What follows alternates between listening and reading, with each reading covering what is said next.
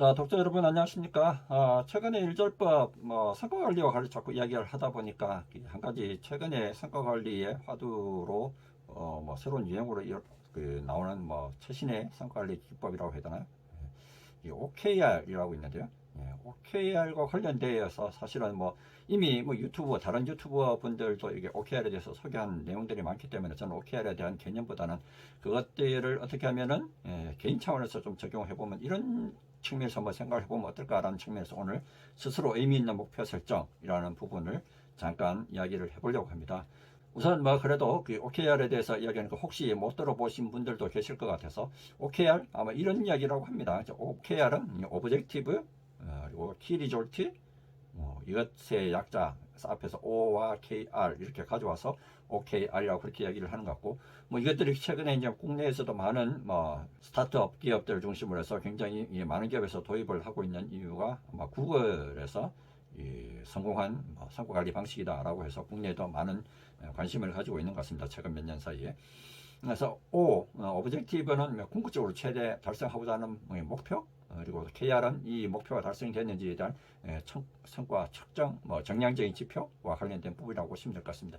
기존에 우리 어떻게 보면 목표 설정했던 것들을 질적인 목표 그리고 양적인 목표 이렇게 두 가지로 나누어서 관리를 하는 것, 그렇게 해서 사람들이 어떻게 하면 좀 더 동기부여를 할 수 있도록 하는 것, 그 부분이라고 보시면 될 것 같습니다. 흔히 많이 이야기하는 기존에 우리가 성과 관리 해왔던 방식이 이제 MBO에 의한 방식이었죠. 그리고 지금 OKR하고 약간의 어떤 차이점.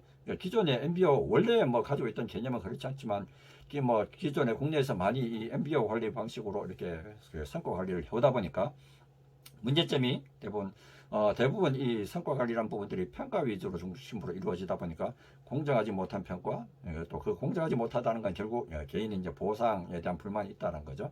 그리고 또 목표 자체가 지난 편에서 제가 잠깐 말씀드렸지만 대부분 이 개인이 스스로 설정한 목표라기보다는 위에서 내려온 목표, 상사가 주어진 목표 이런 것들이었던 거죠.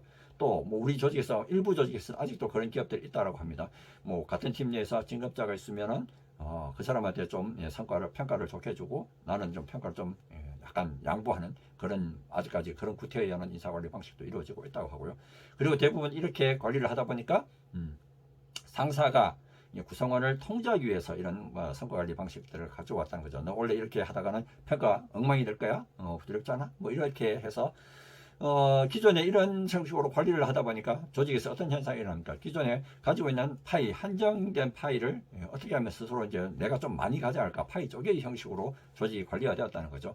그러다 보니까 어떻게 됩니까? 조직의 분위기는 동료가 아니라 적군이 되고 경쟁자가 되고 어떻게 하면 이게 이제 개인 대 개인 간의 업무의 모습일 것 같고요. 부서로 치면은 협력이 잘 안 된다라고 해서 그렇게 많은 조직에서 협력과 관련된 이슈를 삼고 있는데 그게 결국은 이 부분도 마찬가지 우리 부서의 이익을 좀 더 중시해서 좀 더 우리 부서에서 나은 성과를 가지려고 하다 보니까 이런 문제들이 생기는 것 같습니다. 그래서 이러한 것들을 탈피하기 위한 방법으로 OKR이 잘만 운영이 된다면 굉장히 혁신적인 방법일 것 같은 해요.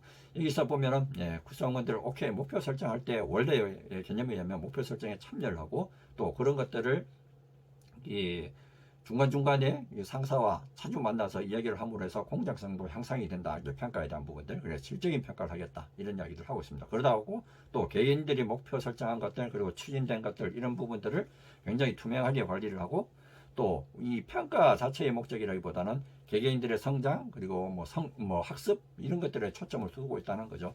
그렇게 해서 스스로 업무를 셀프 컨트롤 하도록 만들어낸다는 겁니다. 그게 이제 OKR의 기본 방식이고요. 그러다 보니까 이건 어떻게 됩니까? 기존에 관리하던 방식들은 어떻게 보면 이제 한정된 파일을 이렇게 쪼개기였다면은 이 부분은 우리가 가지고 있는 파일을 어떻게 하면 좀 더 크게 키워서 서로 간에 도움을 주고 또 상호 발전을 할 수 있도록 기회를 할 거냐 이 부분이 관심사란 거죠. 그래서 경쟁자에서 벗어나서 같은 목표를 추구하는 진정한 동료로 그렇게 관리를 하자라는 부분이 OKR의 기본 사상이라고 보시면 될 것 같습니다. 기존에 특히 목표 설정으로만 잠깐 들어와 보면은 기존의 MBO가 우리 흔히 많이 이야기하는 캐스케이딩 방식으로 조직의 목표들이 관리가 돼야 된다. 그래서 상위 조직의 목표들이 하위 조직의 목표로 잡히고 그 하위 조직 몇 개들이 합쳐지면 상위 조직의 목표가 달성이 되는 것처럼 이렇게 캐스케이딩이 돼야 된다. 그래서 이렇게 목표 설정이 탑다운으로 이렇게 쭉 내려왔던 거죠. 그래서 그것들이 일관적으로 잘 관리되는 조직이 성과 관리를 잘하는 조직. 뭐 이렇게 이야기를 했습니다. 그러다 보니까 여기는 주가 어떻게 됐습니까? 그것들을 목표를 달성하느냐 안 하느냐 하는 부분들을 모니터링하고 평가라는 부분들이 주가 되었던 거죠. 이렇게 돼서는 좀 곤란하겠다라고 벗어난 것들이죠. OKR에서는 캐스케이딩이라기보다는 얼라이먼트를 강조를 했다. 여기서는 목표 설정이 탑다운 앤 플러스 바텀업 두 가지를 다 한다라는 이야기입니다. 그래서 개인의 설정한 목표란 부분들도 상위 조직에 반영이 되고 그것들이 다시 내려와서 서로 계속적으로 커뮤니케이션 하면서 목표들이 설정이 되고 수립이 되고 관리가 된다. 그러다 보니까 여기서는 도전 그리고 또 목표에 대한 정렬 그리고 우리 전체의 집중 이런 부분들이 강조가 된다는 거죠. 아까 MBO 방식에서 모니터링이나 평가가 아니라 어떻게 하면 조직 전체가 같이 정렬해서 같이 집중해서 같은 성과를 향해서 같은 목표를 향해서 달성할 거냐라는 부분들이 훨씬 더 강조가 되었다는 거죠. 그런데 뭐 제대로 도입하지 못하는 국내의 많은 기업들에서 보면은 제 뭐 개인적인 경험에도 그렇습니다만 이 OKR을 잘못 인해서 제대로 관리가 안 되는 부분들이 있는 것 같습니다. 일단 첫 번째가 뭔가 OKR을 하겠다라고 하니까 오브젝티브를 에 대한 오해가 있는 것 같습니다. 뭔가 좀 새로운 일을 해야 되고 좀 과거에 하지 않았던 신규 새로운 일들을 해야 된다. 그래서 기존의 업무들 그대로 놔두고 추가적으로 내가 또 큰 과제들 목표들을 설정을 하다 보니까 어떻게 됩니까?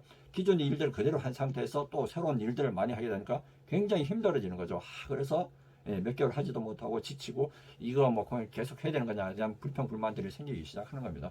그렇게 해서 실패하는 조직들도 있는 것 같고요. 또 하나는 경영자의 의지와 관련된 부분들인 것 같습니다.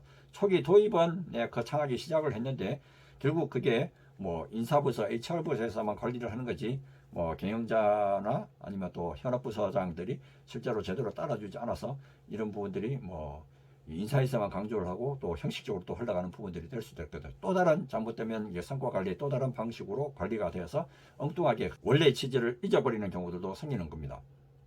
또 하나는 이 기존 업무와의 충돌 관련된 것 같아요. 업무의 우선순위와 관련된 부분들인 것 같습니다. 흔히 OKR을 하자라고 하면은 굉장히 뭐 과거보다는 어떻게 보면 이제 상사와 부하 간의 많은 만남들, 1대1 미팅들을 해야 되는데 그런 1대1 미팅들을 하다 보니까 뭐 별도의 이제 뭐 중간 관리자 예를 들면 팀장들 같은 경우에 별도의 구성원과 만나야 되는 시간들을 내야 되는 거잖아요.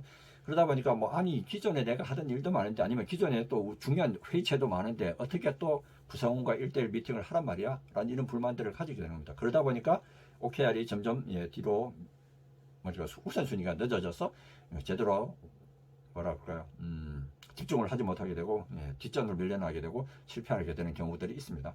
마지막으로 또 변화 관리와 관련된 부분들이 있을 것 같은데요. 뭔가 우리가 이런 새로운 시도들을 하게 되면은 조금 저항이 생기기 마련이고 또 그러한 것들이 좀 과거보다도 훨씬 더 일들을 하기 힘든 그런 좀 어려움을 겪는 기간들이 있습니다. 근데 그 어려움을 겪는 기간들을 제대로 버티지 못하고 뭐 구성원들의 불평 불만도 많고 또 일하기도 힘들어하는 것 같은데 그냥 다시 원래대로 돌아갈까? 뭐 이렇게 해서 실패를 보는 경우들도 있단 말이죠. 이렇게 한 부분들을 제대로 관리를 하지 못하니까 OKR이 어떻게 보면 아직까지 그렇게 많은 성공 사례들이 생기진 않고 있는 것 같습니다. 이런 것들을 잘 관리하고 뭔가 좀 꾸준하게 추진하다 보면 이것들이 우리 국내에서도 OKR이 제대로 관리되는 성과 관리 방법이 될 수 있지 않을까 그렇게 제 개인적으로 한번 생각을 해봅니다. 그래서 이제 뭐 보면은 OKR이 그렇게 뭐 만만한 것 같진 않다. 예를 들자면은 제가 언젠가 어느 인터넷에서 잠깐 찾아본 것 같은데요. 구글에서 뭐 아마 개발자들이 했던 인터뷰의 내용들인 것 같습니다. 처음 OKR을 작성하는데 일주일 반이 걸렸다. 생각해 보면은 그게 지금 내가 하는 일 중에서 무엇이 중요한 건지 내 스스로가 또 어떤 것들을 기대하고 이제 내 업무에서 그런 것들을 전혀 몰랐다는 의미인 것 같다. 이게 보면 어떻게 보면 지금 현재 우리의 모습들 보면은 우리의 모습들 그대로 반증하는 것 같습니다. 어떻게 보면 우리가 업무 목표를 설정하거나 일들을 할 때 내게 일에 있어서 정말 중요한 것이 무엇인가를 생각을 하고 과연 우리는 일을 할까? 그런 측면에서 보면 아직도 대부분 우리는 주어진 대로 목표들을 잡기 때문에 방금 이것처럼 OKR을 뭔가 좀 시작하자라고 했을 때 대부분 어려워하는 것들이 내가 어떻게 목표를 설정해야 돼? 오브젝티브 어떻게 기술하는 거지? KR을 어떻게 하는 거야? 뭐 이런 이야기들을 많이 하는 겁니다. 그동안은 굉장히 주어진 대로 그냥 먹고 또 아니면 과거에 해왔던 대로 그냥 그대로 목표 설정을 해오면 됐는데 스스로가 이렇게 목표 설정을 하려고 하다 보니까 굉장히 힘들어한다는 거죠. 정말로 내 일에 있어서 중요한 것들을 잘 몰랐다는 거죠. 또 다른 사람은 나한테 중요한 일이 무엇인지를 이해하는 데 도움을 줬고 또 그것들을 실현하기 위해서 내가 무엇을 해야 하는지를 알게 해줬다. 방금 말씀드린 것들입니다.